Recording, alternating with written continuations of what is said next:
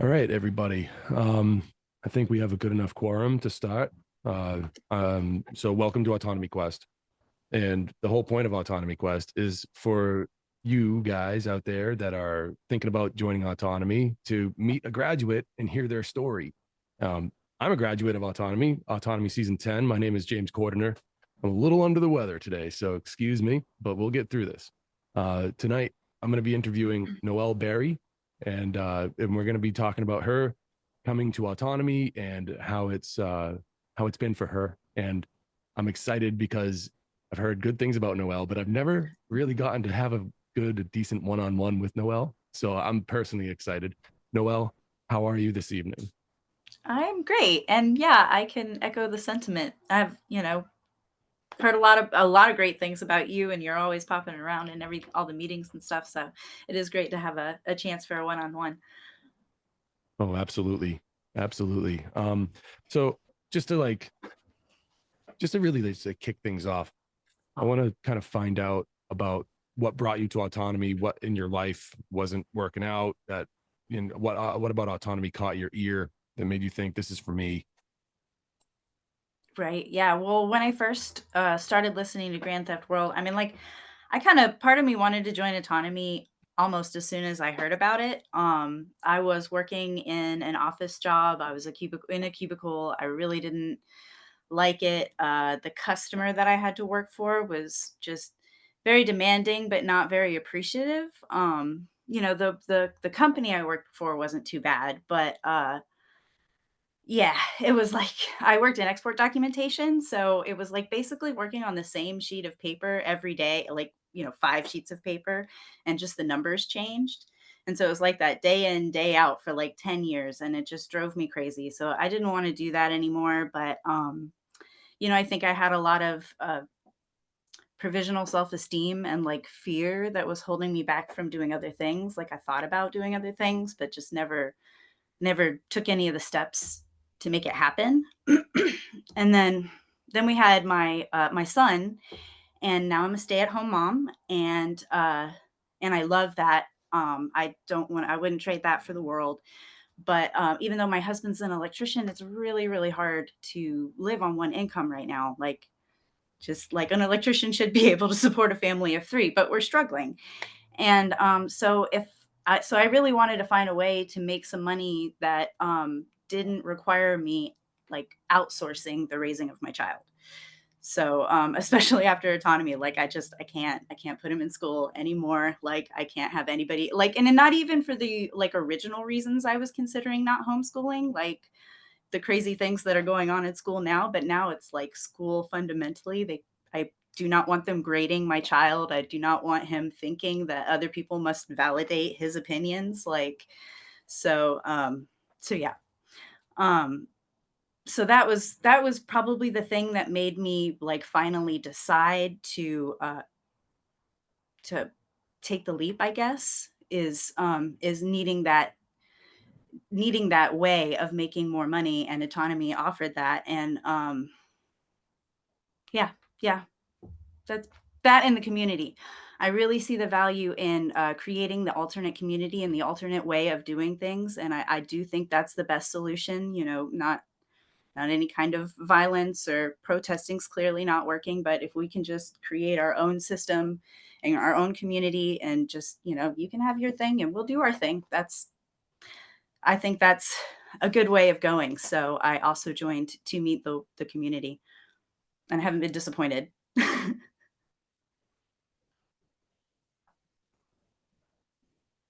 Oh, I think you're still muted. No, I'm not. I'm not muted. Yeah, there you Hey, go. thanks. So you're at this job, it's repetitive, but what kind of skills, like what dream did you have that when you heard about autonomy, you were like, oh, this is where I can put that into action? Yeah. I like, played with the idea of content creation and, making a podcast or something like, especially me and my family, we've talked about doing it for years, but I didn't know the first thing about doing it. And also like, I've been kind of, I always used to wanted to write when I was really young.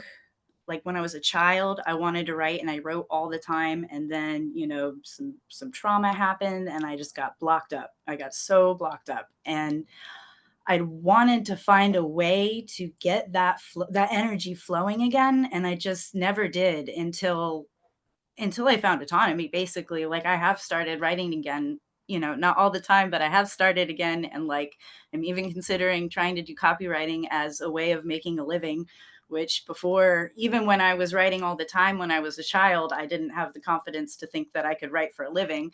So But isn't it interesting how, oh, sorry, I'll start that over. A little bit of background noise, my bad. Isn't it interesting how much opportunity there is out there that maybe you would not have known about if not for, maybe some courses in autonomy? Yeah. Yeah. I mean, there's a ton of things that I didn't know about that on autonomy brought to my attention. Like, we're thinking about possibly making a course for my husband now. Like, I think he would really be a great consultant. People really respond well to him. Like, even complete strangers will just like tell him their life stories. I don't know. So, like, I think he would make a good life coach or a mentor of some sort. Like my dad writes music and he's always wanted to like, make and produce his own music. And now with AI, you could even like make out music videos and stuff. So like I didn't know anything about affiliate marketing before autonomy, which that also seems like something that would be really easy to do. So yeah, there's just so many things. There's so many things that I wouldn't like, even if I had known about, I might not even considered because of the baggage. Right. I never knew about copywriting. Yeah, I didn't know what it was either. Like I knew I had a friend who did it like a long time ago, but he never really explained it. And he wasn't a very like emotional person. Like he didn't get other people and other people's emotion. Like he was a dear friend, but like he just and so like no wonder he didn't really do well at copywriting. But that was like my only exposure to it until autonomy. And then when I heard what it is and like content writing as well, like I think that's also another viable option. Um, yeah, but now the more I learn about it, the more I'm like, yeah, I think I could do this. Sounds to me there was a lot of stepping into a world of abundance in your journey. Is that Yes. accurate?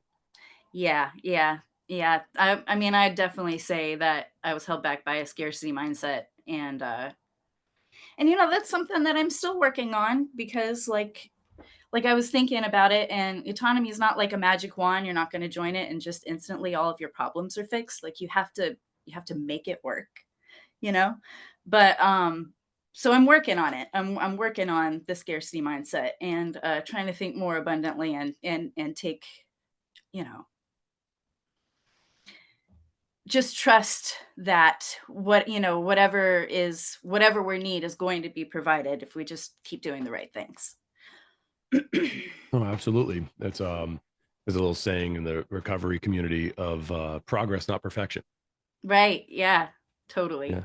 And that's, there's a certain amount of patience that would that we should grant ourselves, and a little bit of grace that we should have. And breaking out of the 9 to 5 stuff, or maybe not even just getting away from that, but even there's a section of your life that you want to improve, or whatever. Autonomy is pretty universal with all those things, I'd say. Yeah. Yeah. I mean, like all the mindset stuff I just thought was totally invaluable. Like for some reason when Richard told me that I could leave my baggage at base camp, like I just did. Like at least for autonomy. Like I just did and I kind of ran with it and I'm like so glad that I did. And and so now still working through it all, but I've got a setup now and I've started making a few videos and I've started practicing writing. I'm trying to like my dad has his own business, so I've made some writing for him and I did some writing for my husband's business. And I'm trying to think of like other people where I can just practice. So that's cool. Yeah, it's kind of hard to explain all of the things that it really does, but it was like before autonomy, I didn't even realize how much of a provisional self-esteem and stuff that I had, because like perfection was like a big thing in our family. Like we didn't really mean for it to be, but like all of us kind of felt like we had to be perfect in order to do anything. Like, I talked about my dad, and like I wish he would play more in front of other people because he's absolutely incredible. Like he's a great guitarist and he's a songwriter, and we go to a music festival every year, like a private music festival, and he never plays. He never plays because he's like, "Oh, I haven't practiced enough and I haven't done this and I haven't done that." And I just wish he would play because like everybody else there isn't Steve Vai or anything. Like but so there's a lot of that came from not even school, but like my family, that was like deep down, that it's like now I know that it's okay to not be perfect. It's like it's okay. It's in fact it's desirable to fail and then learn from your failures and improve. It's a whole new way of thinking about it, and like everybody I know says that they can tell that there's a difference.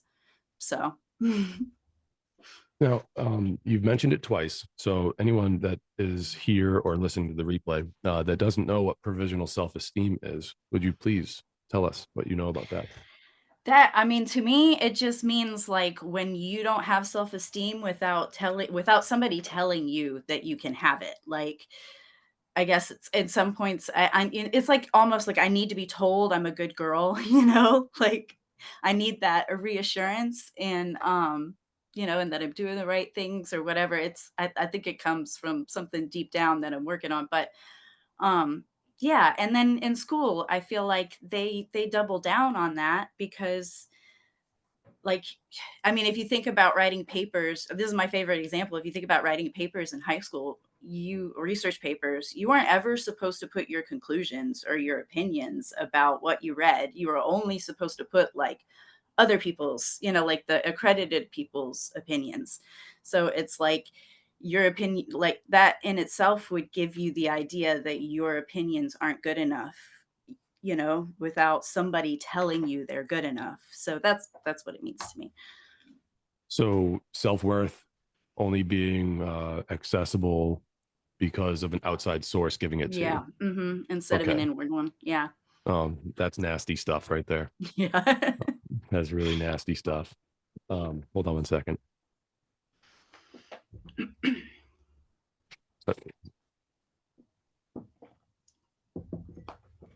Sorry, I have a little bit of background noise tonight.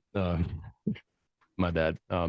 Okay, so I kind of wanted to know how long in your life did you know about autonomy before you actually enrolled into the course? I think I found out about autonomy. It was either in 2020 or 2021 when I started listening to Grand Theft World. I think I found Grand Theft World through a podcast called Tinfoil Hat. So it was a good at least 4 years before I decided to join. Now I had a little baby in between there, and there's like a long time, like right after having a baby, that you wouldn't want to do something like autonomy. But um, yeah, once he got big enough, I was like, it's time. And was that like the primary obstacle? I mean, not to sound so brash about it, but talk about your obstacles I throughout that think period of your life. I think originally it was fear. Like I could say it was money, but at the time I was making enough money that I could have afforded it if I wanted to. Um, but yeah, no, I because like I'm struggling this with my sister right now. Like I want her to check out autonomy because she's been a nurse for forever, and they use and abuse her. And like we had to talk all about it, and now she's like ghosting me, like, and she even said it's like fear of doing something new. So like I think I had that for a long time too. Like, what if I'm not good enough, or what if I can't make it work, or because it is a lot of money. And like even when I was working, it would have been a lot of money, but I probably could have done it. And then after he was born, we didn't there wasn't really any money for it at all. I had to kind of figure out how I was going to pay for it. But I don't know, just something just something inside me felt like it just told me it was the time and I needed to do it. And I think some of it had to do with Jonah, my son, because I want to be able to provide for him. Like I want to be able to put him in gymnastics and put him in martial arts and put him in music lessons and stuff. And all of that stuff costs money. And we want to have another baby, and that costs money too. So like I had to do something. It's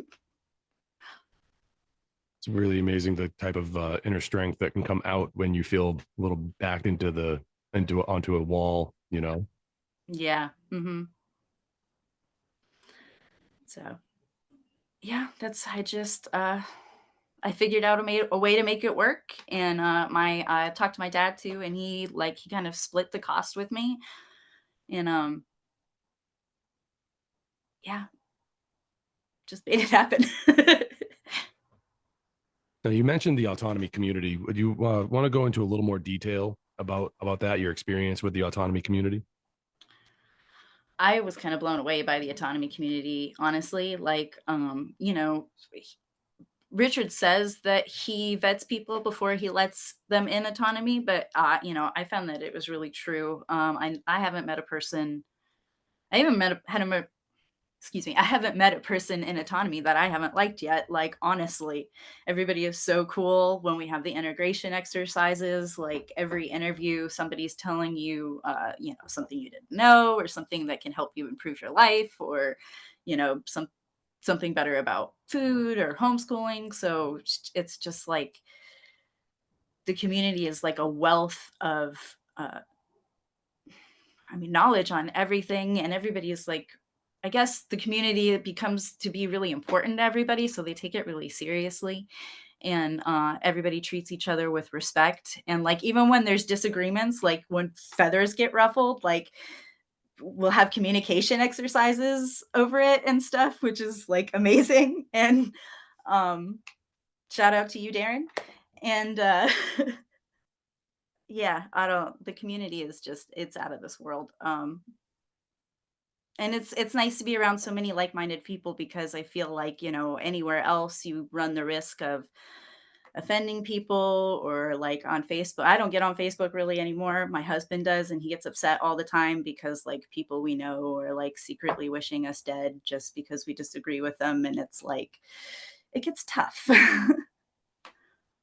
Yeah, yeah, and I mean, even the feather ruffling, it's good because there's a healthy challenging of ideas within the community that I've found to be very refreshing Yeah, over the totally. years. I Um, totally agree. well, you are so you're an autonomy graduate, of course, and you also help out with the autonomy team, don't Yes, you? yeah. Pretty much right after I graduated, I signed up for guides because I wanted to see what else autonomy had to offer. So this season, I am going to be helping out with the vlogging group, which meets on Thursday nights at 7 p.m. Eastern, and where we will practice learning. We'll practice making video blogs, and I'm gonna try to bring like maybe some tips and tricks, or like a video that's helpful to each class. Just like small stuff. I've been doing a little bit of research on off the season, so I'm gonna try to help. And I'm also helping with Do It Live. So I'm going to be helping Carlos, and we hope everybody volunteers to host that. But when they're not, I plan to do an interview series with the elders of autonomy and kind of interview them about their lives. I already have Barry signed up for October 11th, and Renee is signed up for October 25th. And then I plan to see how many volunteers we get and take it from there. So, Tell the people what Do It Live is. oh, right. Do It Live is the autonomy podcast that you can sign up to host. So you can host it on whatever topic you like. Like the first one I did on tips and tricks for camping, because everybody was getting ready to go to Pork Fest. So it happens on Saturdays, I think at 3 p.m. Eastern. But yeah, everybody can sign up to host it. Well, they'll be able to find the schedule and the events tab in the community once they're enrolled in the community, the app. a circle Yeah. forum. I How many think different there's names can like I call it? yeah. I think there's a like, even on the forum, there is a section for Do It Live, and it has the sign up form right there, and, you can watch the past episodes, so it's pretty cool. You can check it out How once you're excited are you to host the vlogging? It's a course, right? Yeah, I'm really excited. I'm really excited to host the vlogging. There's gonna be prompts, you know, in it to help people, give them inspiration to make their own video blogs, and then yeah, we can talk about it. It's gonna be I'm really excited. Now, what's the benefit of vlogging? So, like, as I found in autonomy, like, a lot of the different things that you can do to make money involve making videos in some way or shape or form. Like, you know, if you want to do webinars, or if you want to make a course, or even if you want to do affiliate marketing, that's a good way to get an audience to give the links to. So I just think you can't go wrong with practicing making videos, and like you get to see, like, even without guidance, you get to see what you don't and do like about the video when you make them, and then you actually go and watch them. And like sitting down in front of the camera is a little nerve-wracking, but you do get used to it with practice. So there's a lot of value in just making videos. And then when you're doing it for vlogging class, you don't have to worry about the trolls of the internet. Like, everybody who gives you feedback in autonomy is going to give you constructive feedback. So yeah, I really got a lot out of it last season when I was still a student, and yeah, so I'm really excited to be hosting it. Yeah, someone I've gotten a lot of constructive feedback from over the years is Agnieszka, and Yes. it's always so I always welcome it because I know it's coming from a good place, you know, and we like that's the whole point of the autonomy community is like we're here to lift ourselves out of something and you know can't always do it alone, so why not surround yourself with a bunch of people that are also trying to lift themselves out of something or up from the ground and try to put their dream into action, and you know we all kind of rally around each other and be a really good positive influence on one another, you know, not some weird cringy corny type of way but like in an No. authentic, you know, genuine, you know, we're up against it. Let's, you know, let's say no thank you please to those them the big them they those who would like to see us, you know, under the thumb of a paycheck or Mhm. whatever. Uh Yeah, in the I, 15-minute cities, like, yeah, sure.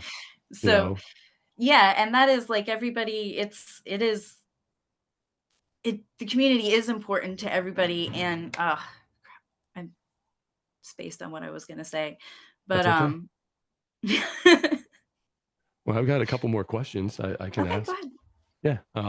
So uh what was it like working with Richard?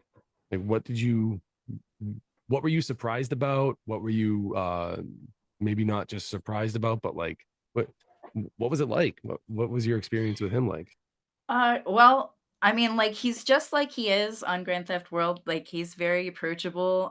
You know, I felt like I knew him already because I had been watching him for so long, but like actually getting to interact with him is so cool. And like at the question and answer sessions, you get to answer your question, and he will give you very thorough, in-depth answers until he is satisfied that you have gotten your question answered to your satisfaction. So it's like, and then like when I was a student, he was he was moving out of a house, renovating his new house, like gutting it because it was unlivable when he was trying when he was trying to move into it, like, and getting ready for Pork Fest and doing autonomy, and he was doing it all. Like, he was there every week, and I really felt the commitment um last season. Like, I was just like, man, that's so much. Like, that's so much to be doing at once. And then I guess be doing Grand Theft World on top of it. So yeah, he's really committed, he's really dedicated, and he's just got a wealth of wisdom. Like, you know, all the stuff that he's collected and put together over the years, it really does, it makes sense together. It all kind of works together, and if you really do, like, if you really try, if you put yourself through it and you do the work, like, it's going to work for you. You know, in the world, there's bosses and then there's leaders. And I would say Richard is definitely a leader because of Yes. the example that you've given of all of the irons in the fire that he had earlier this year.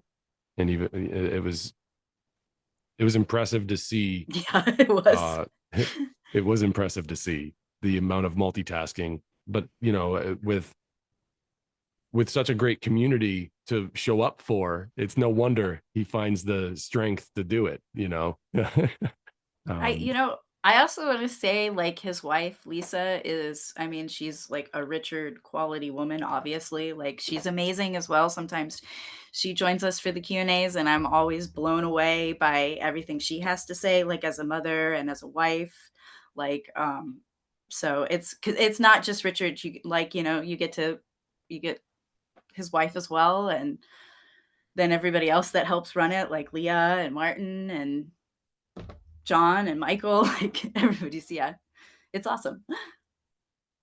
I always found it inspiring, his ability to, like, the active listening skills, the ability to really give heartfelt advice and to lead the direction and with people in the Q&A sessions. It's really, again, impressive to see the wide range of problems that people come and ask him about, and he's able to formulate some sort of genuine advice that's like not just empty, you know. And it's really nice to know that our fearless leader is out there waiting for the Yeah, next question, you know. yeah, and he does, he really does care, like, it is important to him, like, and you can tell. Yeah, yeah, he does care, that's for Mhm, sure. maybe So too much. I should have asked this at the top, but what season were you? 12, 13? 13. Okay. And you're coming back for season 14. Yes, I am very excited. I'm very excited to be a lifetime but I'm not sure what the current terminology is, but I'm very excited to be a lifetime member of Autonomy because I don't think one season would have been enough for me. Um, and I definitely plan on coming back and trying to get the most out of it. Now, what do you mean by that? What kind of what needs smoothing out for you, Noel? um, I just like I had, like I said, I had a lot of baggage from like when I was a kid and stuff, and I'm still kind of working through it. And um, and all the other graduates that have been back like for several seasons, like you mentioned Agnieszka. Agnieszka's from season one. She will say that she still listens to lectures and gets something new out of them, like just depending on where you are in your journey. And like all the lectures are so long and they cover so many topics. It's just like I feel like it takes like if you just do the 3 months, I definitely think it would help you. Like without question, I think it would help you. But like I do think being able to go more than one season would help it really sink in, and really cement it better, I guess. Oh, for sure. Yep. I'm a big fan of listening to the replays Mhm. when I'm in my truck all week. It's really nice. Yeah, for me, I feel like I gotta listen to things, like, at least twice for them to because it's like the first time you don't know what you're really listening to, and then the second time, it's like you kinda know where you're going, so you can really, like, listen to what is being said. I don't know. That's just Or something that you heard the first time and you spent like 5 minutes thinking about that and that you missed the next missed, yeah. point, and you know, now you're picking up things that you missed the first time. It's very helpful to be able to come back and revisit the material, and now you have new questions, so now you're at the Q&A with new questions. It's like it's really great, an opportunity to come back for multiple seasons. um well, I've had fun interviewing you, Noel. This has been wonderful, but I don't want to hog all the fun. So if there's anybody in the any of the guests here that would like to ask Noel a question or a general question about autonomy, well, now's the time, and we can continue having such a fun conversation. I've got one. Hey, Michael, Hey, Hello. Michael. what's going on? Hi, Noelle. How are you? I'm good. How are you? Doing well. You talked about kind of interviewing some of the elders. I think hmm that's a brilliant idea.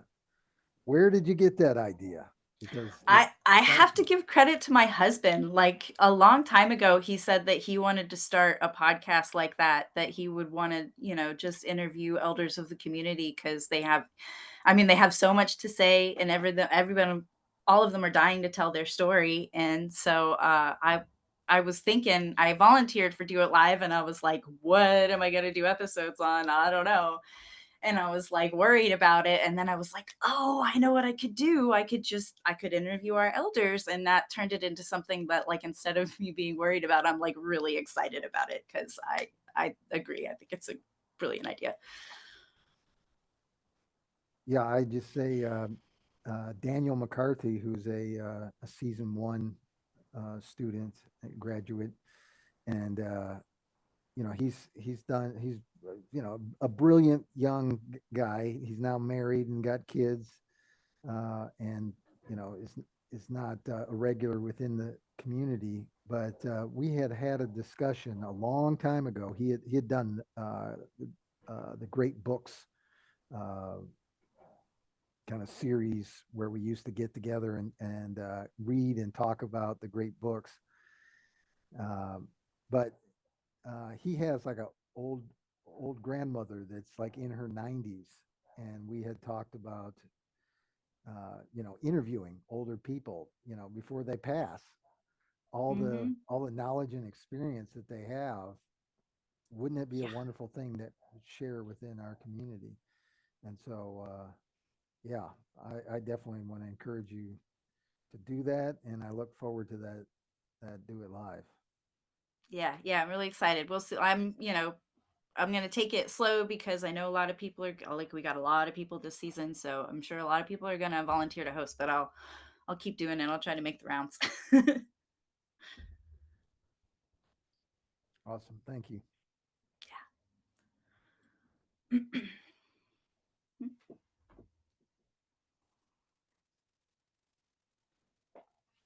Hi, John. I had an idea as you were chatting. This isn't so much a question as just sharing an idea that I came up with when you were talking about doing advertising for your husband.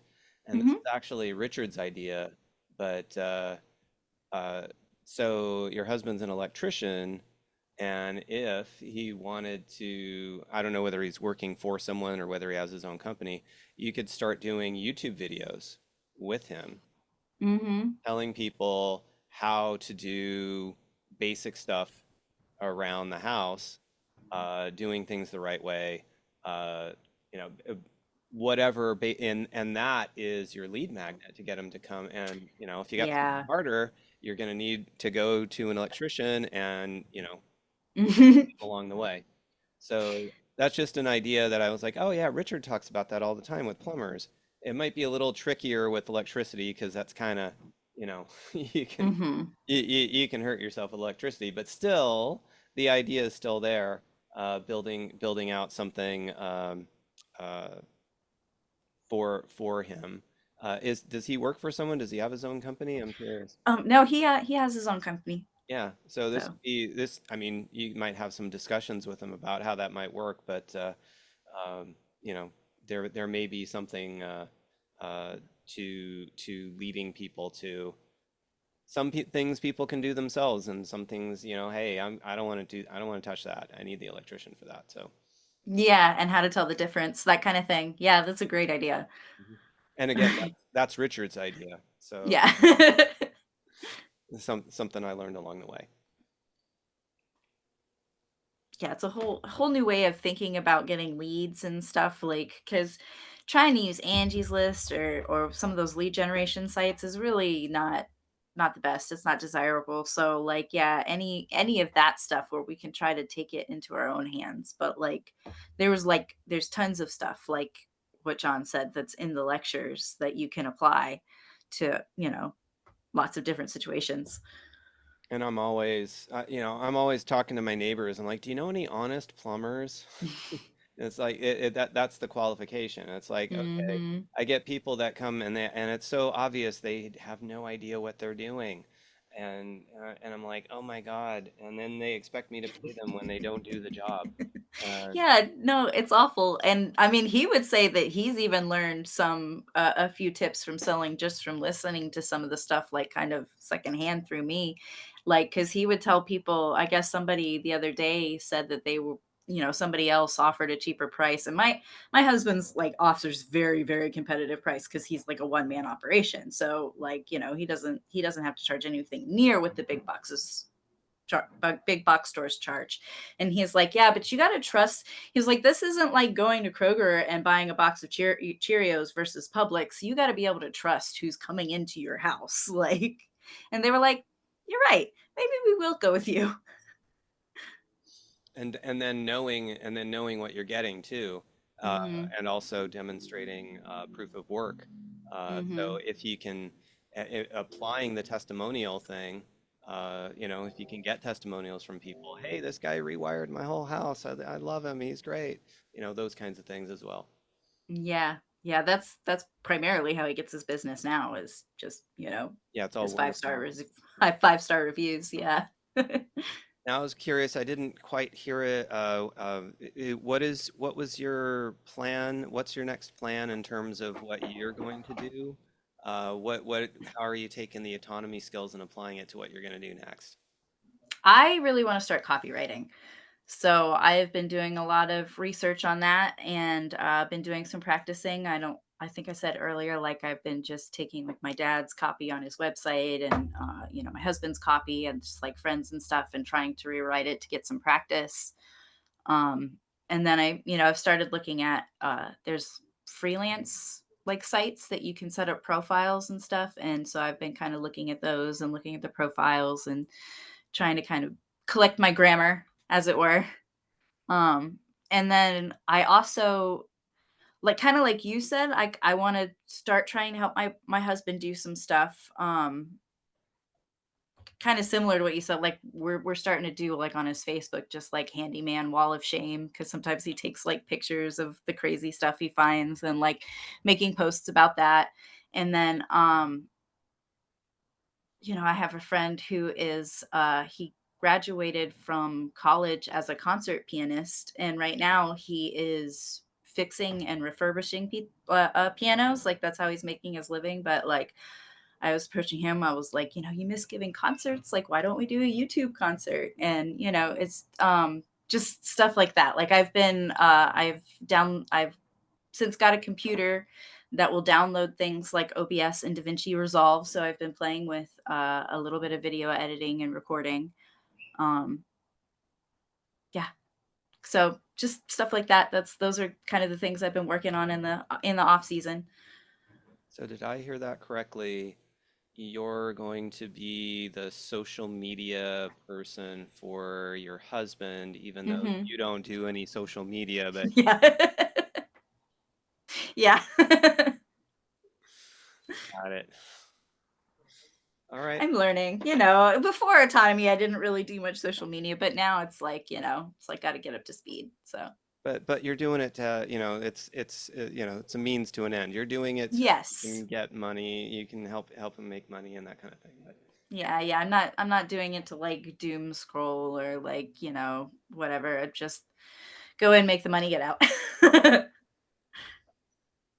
all right. Well, I've asked enough. I think I'll let someone else jump in. Well, while we're waiting for the next question, I just want to make everyone aware of the links that I've put in the chat for the Autonomy Primer. The Autonomy Primer is basically your sneak peek into what the course has to offer. It's another step along your journey where you can decide whether or not autonomy is right for you. Once you've made that decision, feel free to book a blueprint call with one of the guides, one of the graduates. It's a no pressure type of interview with you and one of the graduates where we learn a little bit more about you and what autonomy could do for you. There's no transaction at that time or anything like that. There's no taking out your checkbook or anything like that. It's just a meet and greet type thing. And then we have, this is exciting, the turning your lead into gold, or lead, with however you want to interpret that. It's to start your own personal revolution by Richard Grove. That is a free lecture plus workbook by Richard. And it's really, really great stuff. So you can click those links and get your free gifts for being here. That's your free gift for being here in Autonomy. And then click the other ones to take the next step. I'd like to remind everybody that season 14 will be the last season of Autonomy that has the lifetime enrollment. So there's never a better time to join. And with that being said, I would like to offer up the floor to anyone else who has questions about autonomy or questions about Noelle. Because in about 10 minutes, we're going to be taking a hop, skip, and jump over to the meet and greet for the enrollees.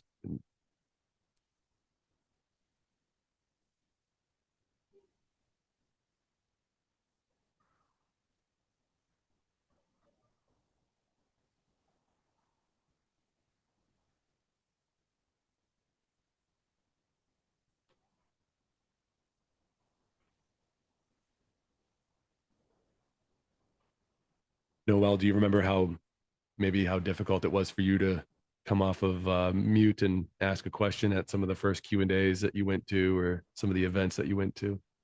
Yeah, I was pretty nervous. Like, Yeah. especially the first time talking to Richard, you're just like, like that's not a recording. Like he's like actually over there and he's talking to me. So there was a little bit of that at first too. So it was a little nerve-wracking, but it's really not bad because nobody bites. So you get used to it pretty quick.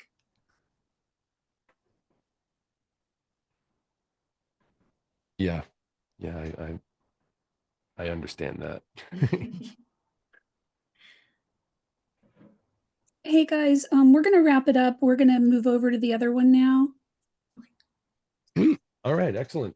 Well, great. Thanks for coming to Autonomy Quest. Noelle, thank you for being such a wonderful interviewee, and I hope I did you some justice tonight. Yeah, you were great. Thank you for, stepping up to the plate even though you weren't feeling great. Like way to soldier on. So, thank you.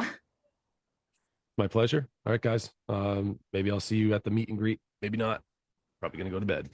But thank you all for showing up to Autonomy Quest, and I Yeah. hope to see you at a Q&A or at another event in Autonomy. Good luck out there, and we'll see you next time. Feel better, James. Thank you. Thanks, James. Thanks, Noelle. You guys were great. Thanks. Thank you, Leah. My pleasure. You're great. You're Oh. great, Leah. Yeah, Leah, you're great. I agree. See you in the meet and greet, hopefully, if you can. Yeah. All right, everybody. I'm going to close out the meeting now. Thanks again. Have a great night. Bye. Bye-bye.